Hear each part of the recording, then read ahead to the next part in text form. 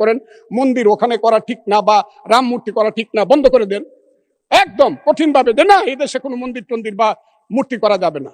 কিন্তু আমি মনে করি ওই 100 না 300 ফুট মূর্তি বানাক, আমি মুসলমান, আমার কি আইলে গেল, আমি তো ওদের দিকে তাকাই না। আমি প্রয়োজনে 25 তলা মসজিদ করব, অসুবিধা কি? ওর মন্দিরে নামাজ করবে, পূজা করবে, আমি আমার মসজিদে নামাজ পড়বো, অসুবিধা কি? একসাথে কি আমরা থাকবো না? ওরা কি 9% মানুষ, 1.5 কোটি মানুষ, ওরা কি থাকবে না এই দেশের? এদের দেশ। 14 পুরুষ আগে তো এদেরই দেশ ছিল। এটা 1204 খ্রিস্টাব্দের আগে এইখানে হিন্দু এবং বৌদ্ধদের দেশ ছিল। আমরা তো এইখানে কিভাবে আসছি? আমরা আসছি হযরত খাজা মাইনুদ্দিন চিশতি রহমাতুল্লাহ আলাইহি, খাজা নিজামুদ্দিন, বখতিয়ার খাকি, হযরত শাহজালাল, শাহপরান, গেসুদারাজ, ওই চট্টগ্রামের বাইজিদ বুস্তামি, ওই বাগেরহাটের খান জাহান আলী থেকে ধরে ওলিয়া উলিয়া গাউস কুতুব দরবেশেরাই তো এই দেশ। সংসদে বলছেন হিন্দুরা তাদের মূর্তি প্রয়োজনে 300 ফিট বাড়াবে।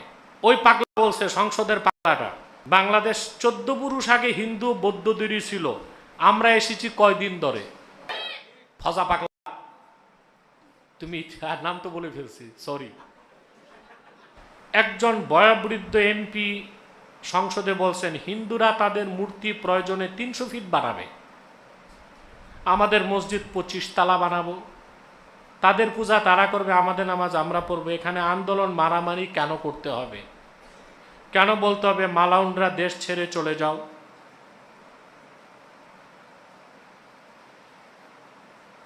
এই লোকটাকে আপনারা চিনেন, তাকে পাগলা নামেই চিনে বাংলাদেশের মানুষ। এই পাগলাটা মুসলমান যে হয়েছে আমার মনে হয় বাই চয়েস না, বাই চান্স। এই পাগলাটা, সংসদের পাগলাটা, এটা যে মুসলমান ঘরে হয়েছে, এটা কি বাই চয়েস না বাই চান্স? ও যে মুসলিম এতে তার আনন্দ নাই, ওর বরং দুঃখ ওর দাদা পরদাদা হিন্দু ছিল, ও হিন্দু হইতো, এজন্য সে মুসলিম বাই চয়েস না বাই চান্স। এই জন্য তার তো মনে পড়ে ওই সব ওর দাদা পরদাদা সব ছিল সেন, চ্যাটার্জি, ব্যানার্জি, দাদা পরদাদা মুসলমান হওয়াতে সে মুসলমান হয়েছে, তো এটা বাই চান্স না? এই জন্যই সে হিন্দুদের এত প্রীতি করে। বেটা, হিন্দুরা যেখানে মূর্তি বানাচ্ছে রংপুরে, হিন্দুদের টার্গেট হচ্ছে ভারতের চিকেন নেককে প্রশস্ত করবে তারা, এই জন্য রংপুরটা দরকার, সেই জন্য তারা সেখানে মূর্তি বানাচ্ছে। এটা শুধু শিরক নয়, শুধু মুসলিমদের বিরোধী নয়, বাংলাদেশের স্বাধীনতা বিরোধী কার্যক্রম হচ্ছে। আমি তো বলবো সরকারকে পদক্ষেপ নেন, মূর্তিকে বুলডোজার দিয়ে ভেঙ্গে মাটির সাথে মিশায় দেন বাংলাদেশের স্বাধীনতাকে রক্ষা করার জন্য। এটা স্বাধীনতার প্রশ্ন, এটা ধর্মীয় স্বাধীনতা না। এত বড় মূর্তি বানাবে ভারত যাক। হিন্দুদের অধিকার রক্ষা করতে যে মুসলমানের অধিকারকে তো খর্ব করা যাবে না। মুসলমান তো মূর্তিকে নাপাক মনে করে, দেখাটাকেও পছন্দ করে, তো 300 ফুট মূর্তি বানাবে কেন? আর তোমার যদি বাংলাদেশ ভালো না লাগে পাগলা, তুমি হয় পাবনা যাও নয় দিল্লি যাও।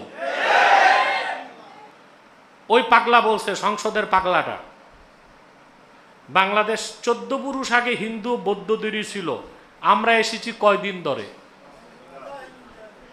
এই পাগলা কিচ্ছু জানে না, না ইতিহাস পড়ছে, অতি ইতিহাস বুঝে না, ও চিনে পাতিহাস, ও চিনে পাতিহাস, ইতিহাস পড়ে নাই তো, ইতিহাস চিনা। ওরে বলবেন ইতিহাস জানো, বলবে পাতিহাস খাইছি। আরে হিন্দুরা কয় হাজার বছর আগে আসছে উপমহাদেশে। হিন্দুরা আর্য না অনার্য এটা জানে কিনা সে জিজ্ঞেস করেন, কথা বলেন। আর্যদের আগে অনার্যরা ছিল না? তো এই ভূখণ্ড হিন্দুদের না বৌদ্ধদের না, অনার্যদের, কথা বলেন। হিন্দু কারা? সিন্ধু নদী পার হয়ে যারা এপারে আসছে এরা হিন্দু। তো হিন্দুরা সিন্ধু নদী পার হয়ে আসার আগে এখানে কি আদিবাসী ছিল না? হ্যাঁ, ছিল কি না? তাহলে এটা তো হিন্দুদেরও না বৌদ্ধদেরও না। যদি অনার্যদের থেকে আর্য হিন্দুরা ভূখণ্ডের মালিকানা পায়, পরবর্তীতে তো হিন্দুদের অত্যাচার নিপীড়ন থেকে উপমহাদেশকে মুক্ত করতে মুহাম্মদ বিন কাসিম রহমতুল্লাহ ইসলামের ঝান্ডা নিয়ে বর্তমান দেবুল বন্দর, যার নাম করাচি, সেখান থেকে সোমনাথ হয়ে ভারতে প্রবেশ করছেন। হিন্দুদের অত্যাচার থেকে দলিত হিন্দুদের রক্ষা করছেন, মানবতাকে সমুন্নত করেছেন। তারপর শত শত বছর মুসলমান শাসন করেছে, ঠিক কিনা? বাংলাদেশে ইসলাম আসছে বখতিয়ার খলজির মাধ্যমে, তা 1000 বছর প্রায় হয়ে যায়, ঠিক কিনা? অতএব শুধু বাংলাদেশ আর পাকিস্তান না, গোটা সাবকন্টিনেন্ট হিন্দুস্তানের বৈধ মালিকানা মুসলমানের। ফজা পাগলা, তুমি ইতিহাস, নাম তো বলে ফেলছি, সরি, তুমি ইতিহাস ভালো করে পড়ো। আর এই হিন্দু প্রীতি বাদ দাও, নতুবা জনগণ একবার খেপে গেলে গণধোলাই থেকে বাঁচতে পারবা না।